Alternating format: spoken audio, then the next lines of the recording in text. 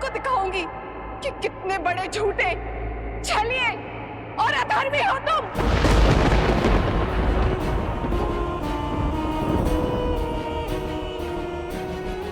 मैं आपकी पीड़ा समझता हूं देवी, और आपसे क्षमा भी मांगता हूं। एक पतिव्रता के लिए उसका सुहाग छीन जाना बहुत बड़ा अधर्म है, किंतु एक स्त्री को उसकी इच्छा के विरुद्ध उठा ले जाना उससे भी बड़ा अधर्म है देवी। और जो आपके पति ने किया, और साथ में अधर्मी का साथ देने वाला, अपने धर्म से अधर्मी की ढाल बनने वाला, उससे भी बड़ा अधर्मी होता है देवी। एक पत्नी होने के पूर्व आप एक स्त्री हैं, और एक स्त्री जब दूसरी स्त्री की पीड़ा से विमुख हो जाए तो उसका कर्म भी अधूरा होता है और धर्म भी। और जो धर्म को छले उसे उसके ही अस्त्र से मारने में ना ही कोई छल है और ना ही कोई अनीति। एक पतिव्रता का वास्तविक अर्थ है अपने पति को धर्म के पथ पर ले जाना, उसकी अधर्म से रक्षा करना, और इस कार्य में आप असफल हुई देवी, क्योंकि आपने अपने धर्म को केवल स्वयं तक सीमित रखा। अपने पति को धर्म के पथ पर ले जाने की चेष्टा के स्थान पर आपने अपने वरदान से उसके अधर्म को कवच दिया। एक स्त्री के साथ हुए अन्याय से अपने नेत्र मूंद कर आपने स्त्री धर्म का अपमान किया। अपने पति के प्रेम में आप उसका पाप नहीं देख पाए। अगले जन्म ये भूल मत कीजिएगा देवी। अगले जन्म आप अपने पति को धर्म की प्रेरणा दीजिएगा, ताकि आप दोनों को मोक्ष प्राप्त हो जाए। पति पत्नी एक दूसरे के पूरक होते हैं देवी। एक का किया धर्म दूसरे को तारता है, तो एक का अधर्म दूसरे के संहार का कारण बनता है। रुको।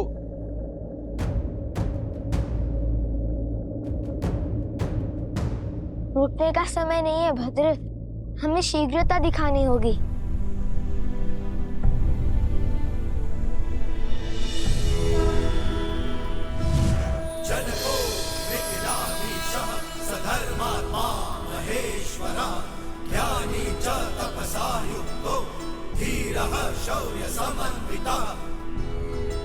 मकरासुर जैसे शक्तिशाली असुर को बिना दिव्यास्त्र के मारना असंभव है। ये नानाद का वान है, भगवान वाल्मीकि के शिष्य, और इतने वीर योद्धा अवश्य ही इस धरा को मकरासुर के आतंक से मुक्त करा देंगे। इसे रखो, ये तुम्हारी रक्षा करेगा।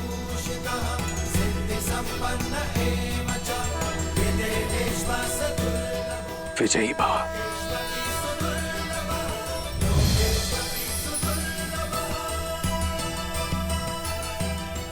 धन्यवाद भद्र।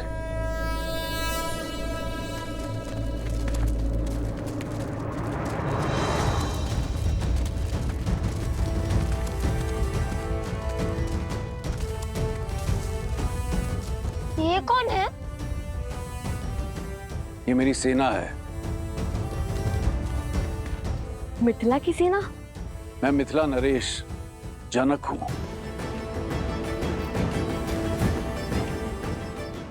माता सीता के पिता? अयोध्यापति राजा राम के ससुर।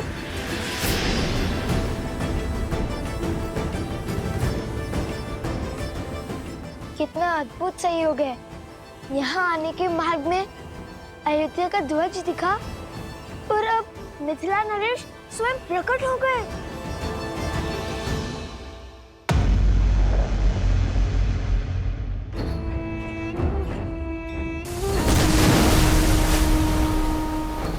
टूट गया बाण, टूट गया बाण।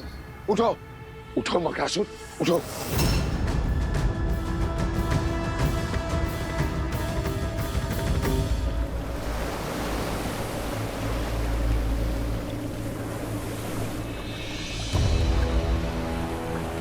चल। लगता है हमारा बांध टूट गया है। शीघ्र चलो कुश। निश्चिंत रहो, बांध तोड़ने वालों को मेरी सेना परास्त कर देगी। तो अपनी माता की रक्षा करें। क्या? धन्यवाद महाराज। आप यही प्रतीक्षा कीजिए, हम अभी आते हैं। तुम वीरों की माता से मिले बिना मैं कहीं नहीं जाऊंगा। अवश्य।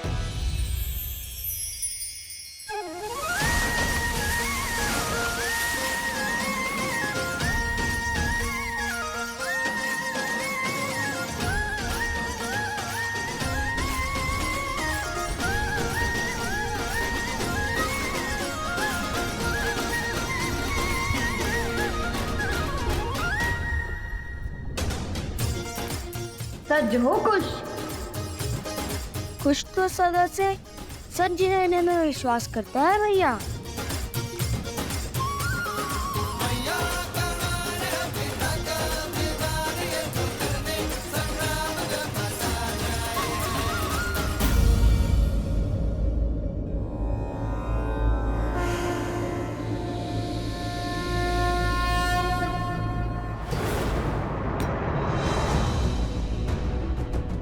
वो दोनों इसी दौर आ रहे हैं मकरासुर।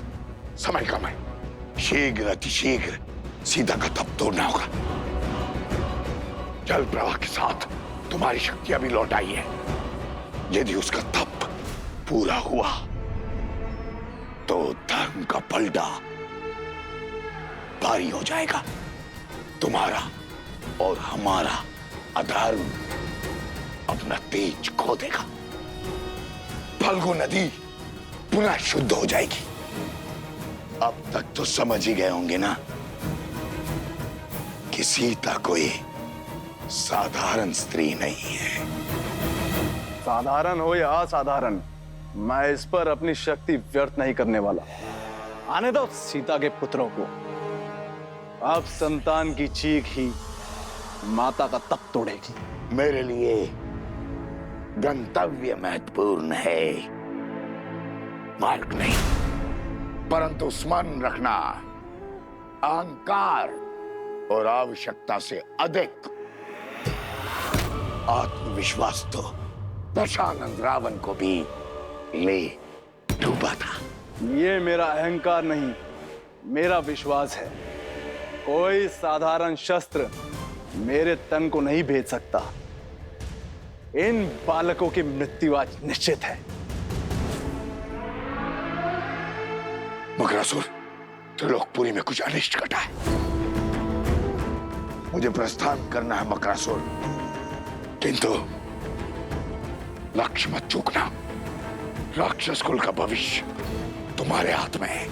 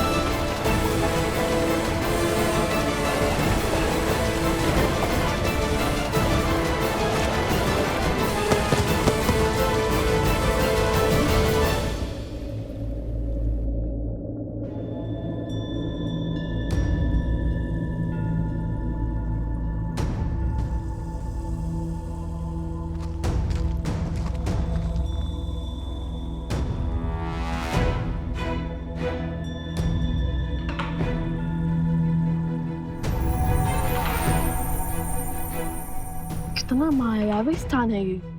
जहाँ देखो हीरे मोती रत्न चकमका रहे हैं। यहाँ वो मकरासुर इतने वैभव से जी रहा है और वहाँ ऊपर बेचारे गांव वाले दरिद्रता के दलदल में फंसे हैं।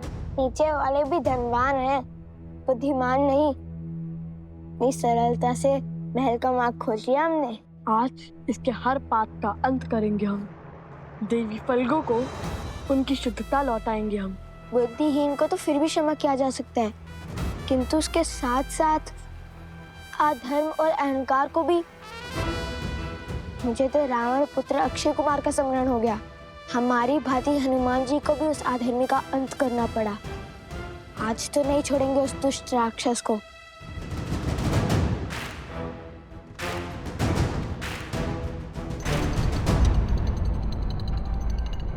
उफ भैया, ये मकरासुर नहीं मूर्खासुर है। कम से कम द्वार तो बंद कर लेता। यदि इसे हमारे जैसे गुरु मिलते तो ज्ञान भी मिल जाता उसे। किसी को मूर्ख समझना अहंकार का भाव होता है कुश। इसे मन में मत आने दो। और यदि मकरासुर को हमारे जैसे गुरुवर का सानिध्य मिला होता तो फिर वो मकरासुर नहीं मकर देव होता ना कुश। बात तो उचित कही भैया। चलो सावधान रहना कुश, यह हमारे शत्रुओं का बिछाया हुआ कोई जाल भी हो सकता है।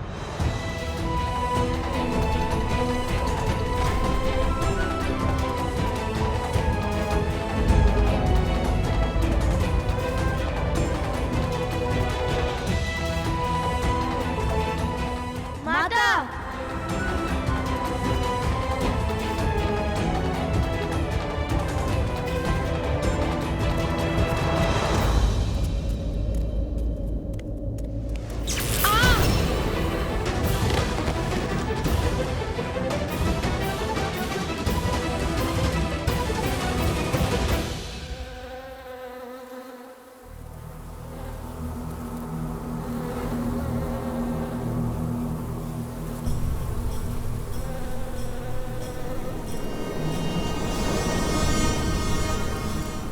क्या समाचार लाया?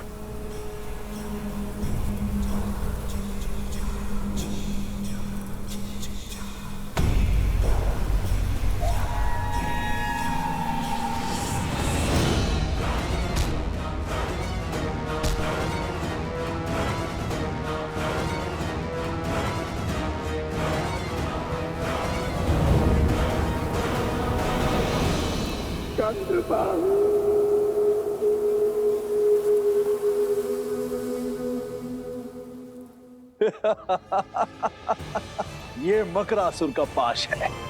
यहां से बचना असंभव है बालकों। ये भाव ही है जो मानव की बुद्धि नीम जाते हैं। अपनी माता की स्थिति देख, मेरे जाल में फंस गए तुम। विवेक हार गए तुम।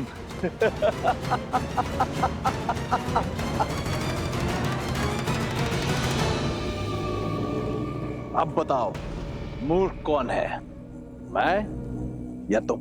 छिपकर दूसरों की बातें सुनना बुरी बात है मकरासुर।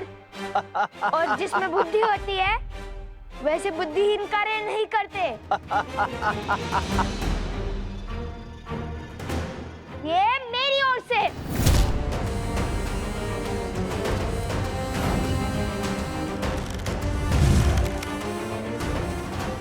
मूर्ख तुम हो क्योंकि तुमने अधर्म का मार्ग चुना है। यदि बुद्धिमान होते तो अधर्म का मार्ग नहीं, श्री राम का नाम चुनते।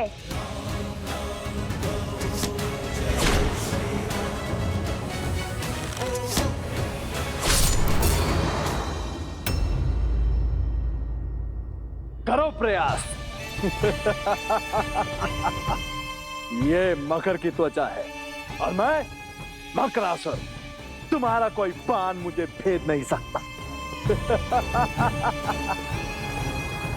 ये नानाद का वान है। अवश्य इस धरा को मकरासुर के आतंक से मुक्त करा देंगे।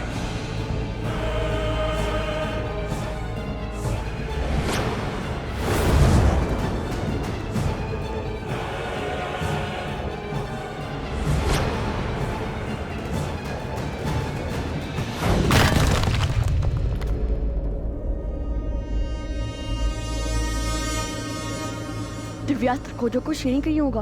पता नहीं कहाँ होगा। सत्य कहते हैं लोग, सावधानी हटी दुर्घटना घटी।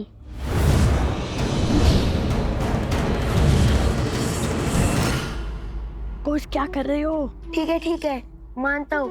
अब अधिक सावधान हूँ। ईक्षा मांगो, पग पड़ो मेरे। कदाचित दया दिखाकर छोड़ दूं तुम्हें, अन्यथा आज तुम्हारी मृत्यु निश्चित है।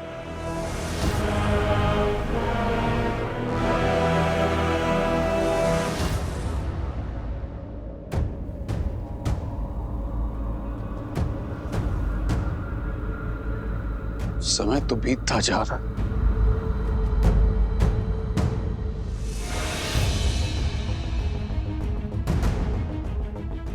भैया वो रहा। आप वस्त्र उठाइए, मैं इस मूर्ख का ध्यान भटकाता हूँ। सावधान रहना कुश।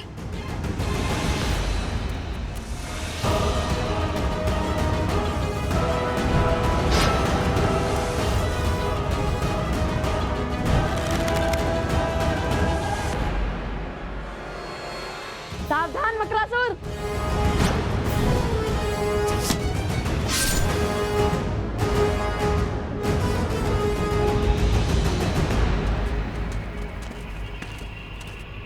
बांध को तोड़ने वाले सभी असुरों को हमने मार गिराया। अब उनमें कोई भी शेष नहीं बचा। बचा है उन असुरों का महाराज नंदन बान नहीं, असंभव।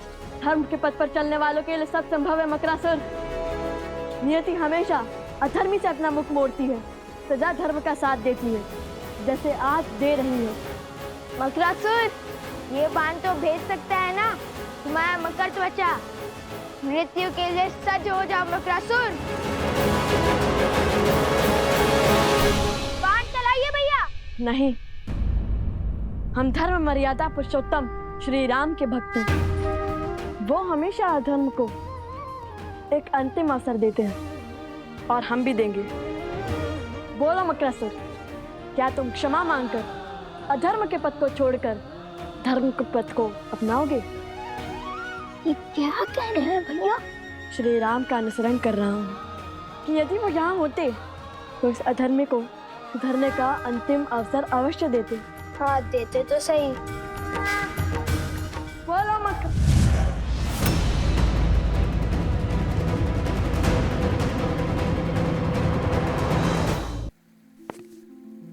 बड़े से बड़े युद्धों में भी धीरज रखने वाले महाराज जनक आज इतने अधीर क्यों?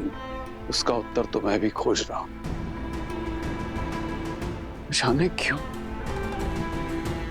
ऐसा प्रतीत हो रहा है कि इन बालकों के साथ कोई विशेष नाता है मेरा। मेरे अपने हैं, मेरा रक्त दौड़ता है इनमें। संबंध और स्नेह की जाने किस भंवर में बह रहा हूं। कहा था ना भैया मैंने, सावधानी हटी दुर्घटना घटी। लगता है भयभीत होकर भाग गया।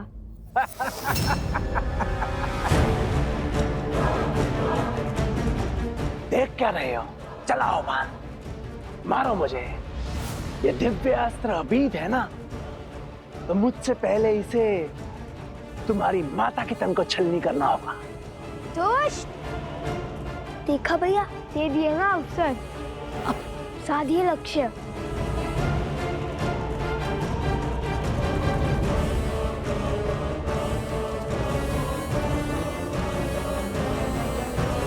ये तो माता के पीछे से हट ही नहीं रहा है। तुम माता को हटा देते हैं। हटिए माता। नहीं, माता ने प्रण लिया है कि जब तक उनका तप पूर्ण नहीं होता वे अपना ध्यान नहीं तोड़ेंगे। उन्हें तो इस स्थिति का आभास तक नहीं होगा।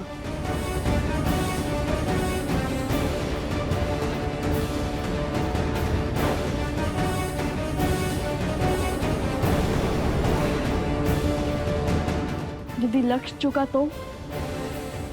नहीं। हे श्री राम, अब हम क्या करेंगे? अब आप ही हमें मार्ग सिखाइए। अयोध्या के वैद्य पहुंच चुके हैं मित्र। शीघ्र ही घायल वानर वीरों की सुध लौट आएगी मित्र। उनसे मिलकर मैं अयोध्या की ओर प्रस्थान करूंगा। मित्र, आपका धन्यवाद। धर्म का साथ देने और मित्रता का धर्म निभाने के लिए कैसा धन्यवाद। हनुमान, कल भोर होते ही हम अयोध्या की ओर कूच करेंगे। जैसी आपकी इच्छा प्रभु।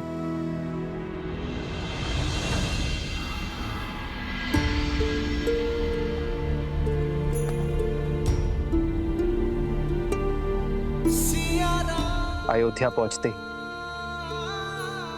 मैं राज्य का सारा भार भरत को सौंप दूंगा।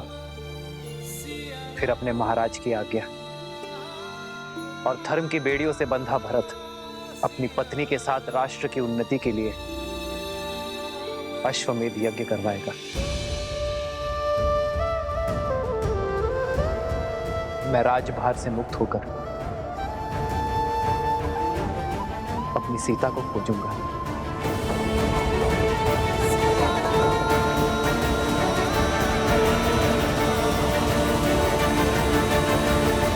अयोध्या पहुंचते ही मैं राज्य का सारा भार भरत को सौंप दूंगा। फिर अपने महाराज की आज्ञा और धर्म की बेड़ियों से बंधा भरत अपनी पत्नी के साथ राष्ट्र की उन्नति के लिए अश्वमेध यज्ञ करवाएगा।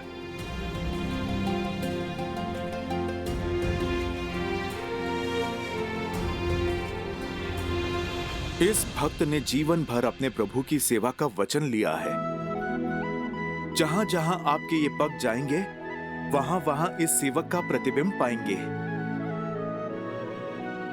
जो अपने प्रतिबिंब से दूर है, उनका प्रतिबिंब तुम बनोगे हनुमान।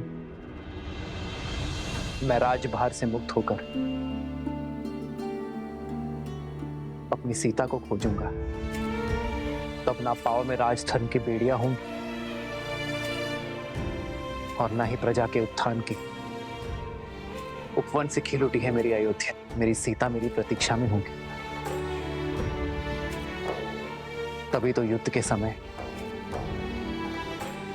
हर घड़ी मुझे सीता का आभास था। इतने वर्ष बीत गए प्रभु, क्या आपको अभी भी विश्वास है कि माता सुरक्षित होंगी?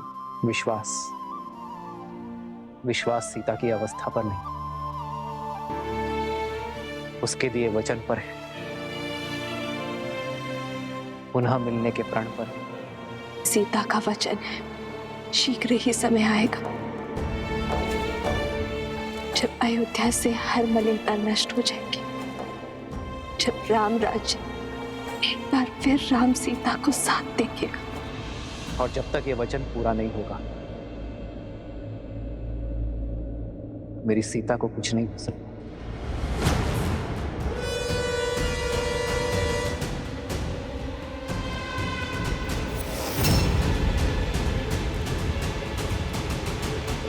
पकड़ो कुश। छोड़ो मुझे, छोड़ो। मारो भैया। छोड़ो, छोड़ो मुझे, छोड़ो। कुश।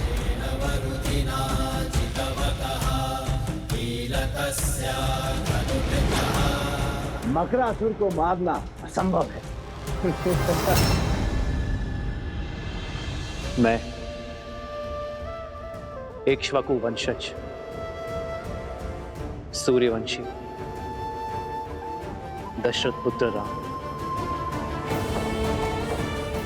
अपने सभी सुकर्मों को जोड़कर, धर्म को जोड़कर ये प्रार्थना करता हूं, मेरी सीता और मेरी संतान की सुरक्षा करें। काय का मकरासुर देख रहे हैं भैया, कैसे हमारी माता के पीछे डुबक बैठा है ये केवल मूर्खासुर नहीं, कायरासुर भी है। कायरासुर। उचित कहा कुछ। अरे इससे साहसी तो वो बैल था, इतनी श्रद्धा से लड़ा वो हमसे।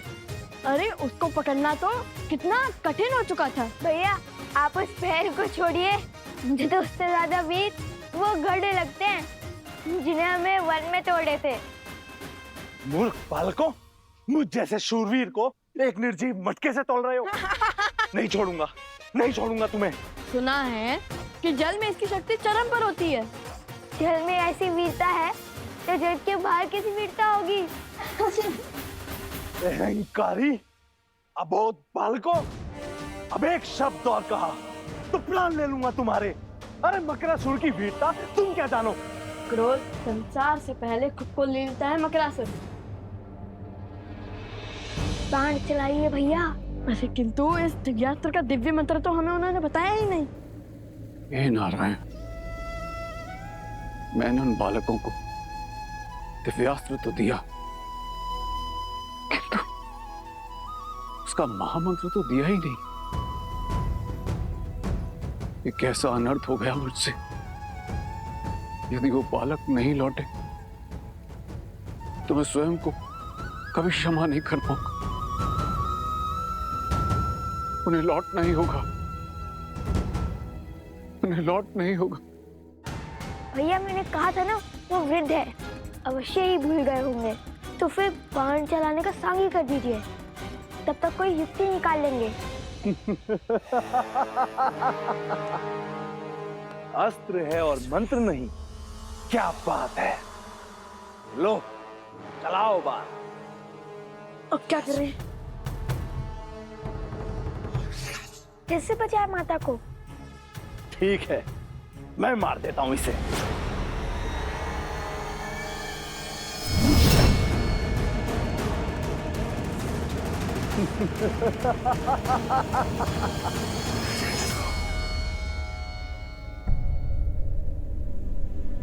वृक्ष पे बस हरा पत्ता बचा है। लगता है लवकुश मकरासुर से पार नहीं पा सकते। मैं स्वयं जल में जाके उनकी सहायता करता हूँ।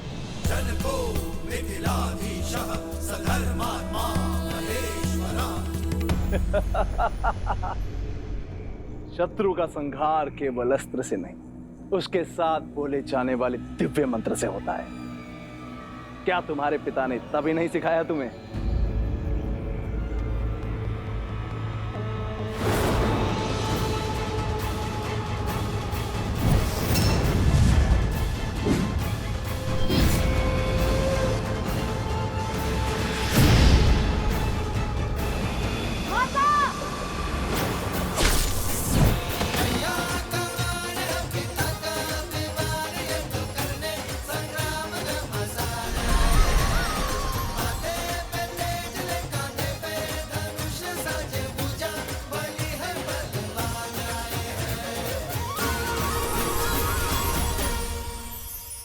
हे माता, मेरा तप समाप्त हुआ, आशीर्वाद दीजिए।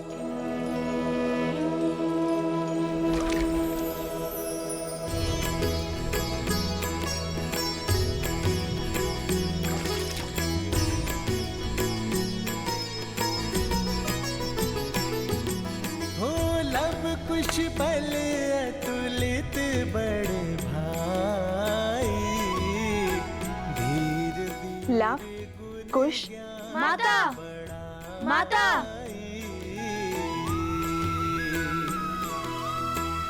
मातु पिता सेवक सदा सुभाए, राम सिया और प्रीति बढ़ाए।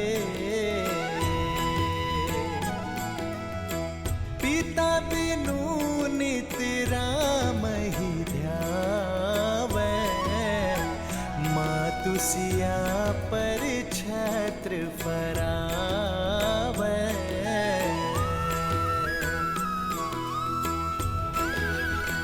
वृक्ष फिर से हरा हो गया, अर्थात लवकुश की विजय हुई। वंदे देवी की जय! वंदे देवी की जय!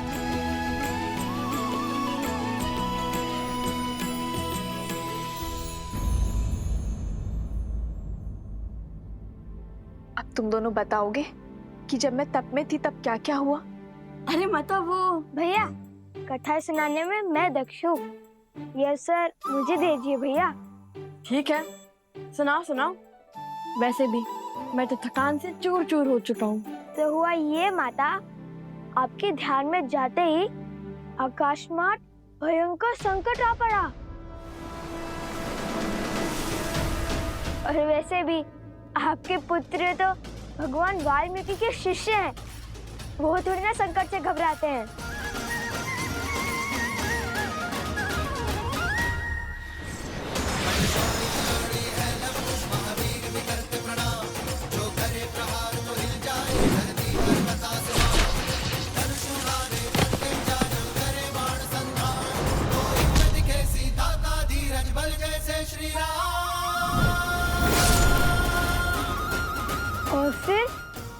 दिव्यास्त्र चलाया। भैया, आपको तो दिव्यास्त्र का मंत्र याद ही नहीं था ना? फिर आपने दिव्यास्त्र का उपयोग कैसे किया? जिनका नाम जपने से सारे कार्य संपन्न हो जाते हैं, जिनकी भक्ति से भव सागर भी तर जाते हैं, जिनके नाम में तीनों लोक समाया है, हर तप हर जप समाया है, जिनके नाम से बड़ा ना कोई मंत्र न ही तंत्र, उन श्री राम का नाम लेकर मैंने ये दिव्यास्त्र चलाया है। अद्भुत भैया, आपने तो मुझे सोच में डाल दिया था। सुना माता, ऐसे रक्षा की भैया ने आपकी। मैंने नहीं, हम दोनों ने बचाया है आपको। बातों बातों में तो मैं आपको वृद्ध के बारे में बताना ही भूल गया, जिसने हमें वो दिव्यास्त्र दिया, मकरासुर का वध करने में सहायता की, जिनके मार्गदर्शन के बिना उन मकरासुर की त्वचा को भेदना असंभव था। किसकी बात कर रहे हो तुम दोनों? मिथिला नरेश महाराज जनक।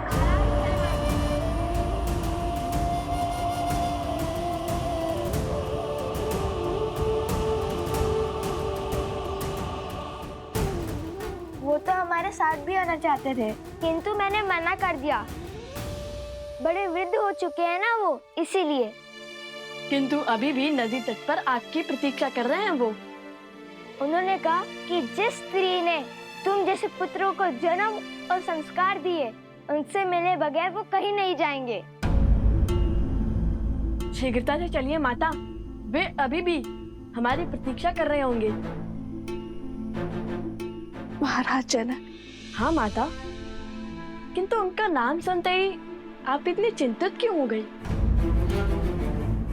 माता, संकट टल चुका है, अब सारी चिंता छोड़िए और हमारे साथ चलिए। सब आपकी प्रतीक्षा कर रहे हैं, और वो वृद्ध सज्जन भी।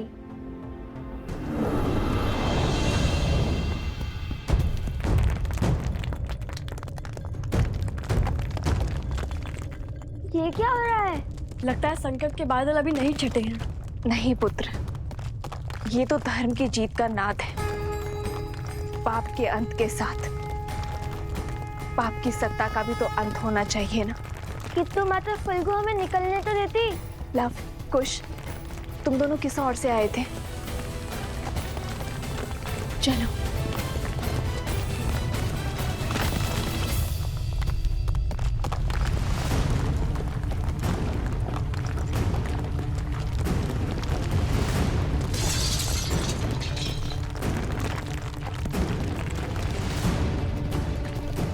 भूमि हिल रही है।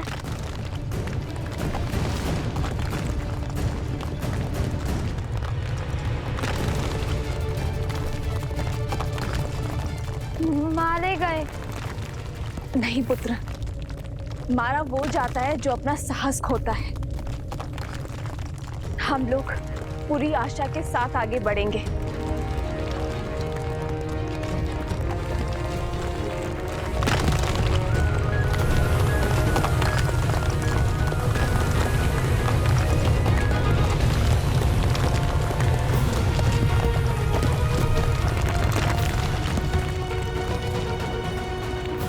कहाँ रह गए ये लोग? अब तक तो उन्हें आ जाना चाहिए था।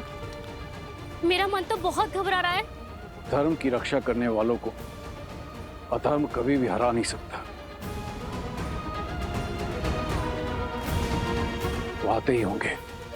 लव कुश, मेरा हाथ थामो। हाथ तो आप मेरा थामिए माता।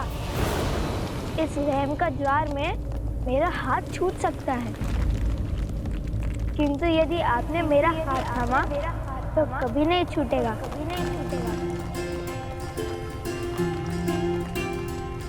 माता, आप उसका हाथ थामिए और मैं आपका हाथ पकड़ता हूँ।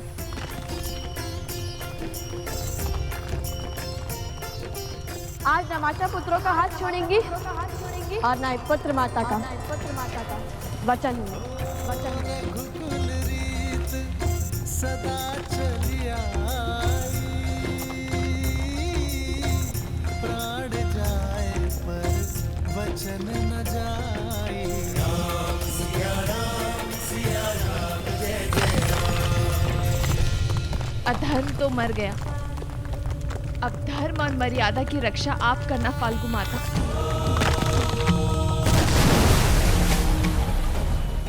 वन देवी, लव, कुश, कहाँ हो सब? लव, कुश, कुश, लव। उस दुष्ट असुर का महल तो ध्वस्त हो रहा है।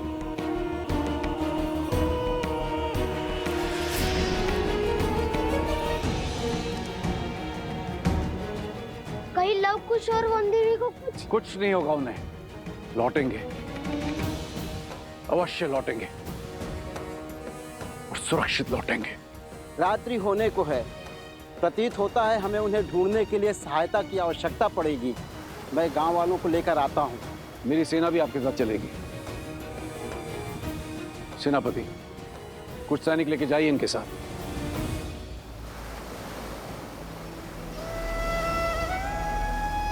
हे नारायण, रक्षा कर।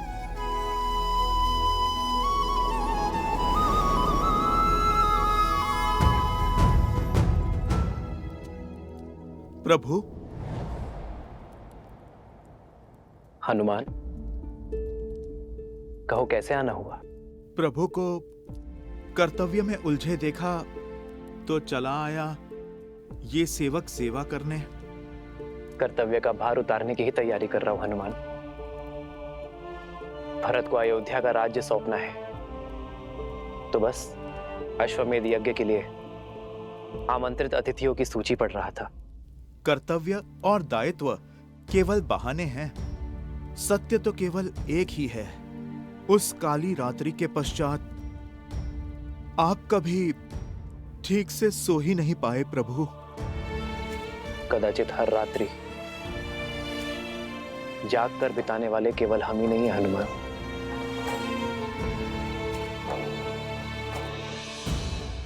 महाराज जनक,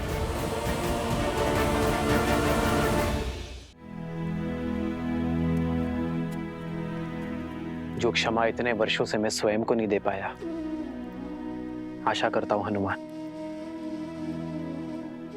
कि मेरी सीता के माता पिता वो क्षमा मुझे दे पाए। प्रभु, बड़े ज्ञानी है महाराज जनक। आपका निर्णय और उसके पीछे का कारण महाराज अवश्य समझते होंगे। जाने से पहले माता सीता ने उन्हें समझाने के लिए पत्र भी तो लिखा था। जानता हूं हनुमान, सीता के समझाने पर वे अवश्य समझे होंगे, किंतु संसार में ऐसा कोई जीव नहीं जो अपने जीवन से पौत्र या नवासे का सुख खोकर दुख नहीं मनाएगा।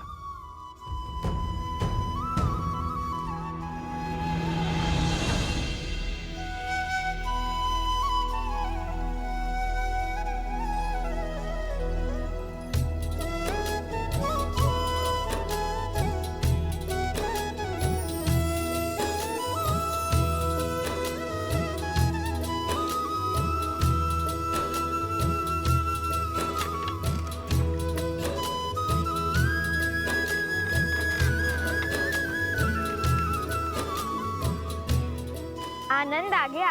क्या यात्रा थी। लगा मानो देवी फल्गु ने गोद में उठाकर प्रेम भरा झूला झुलाया हो। धर्म के पथ पर कठिनाइयों की धूप के साथ साथ सुकर्मों की शीतल छांव भी आती है पुत्रों। माता, शीघ्र चलिए, महाराज जनक आपकी प्रतीक्षा कर रहे हैं। तो क्या हुआ, भक्त को भगवान की प्रतीक्षा करनी ही पड़ती है।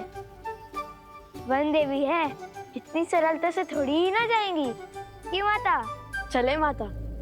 नहीं,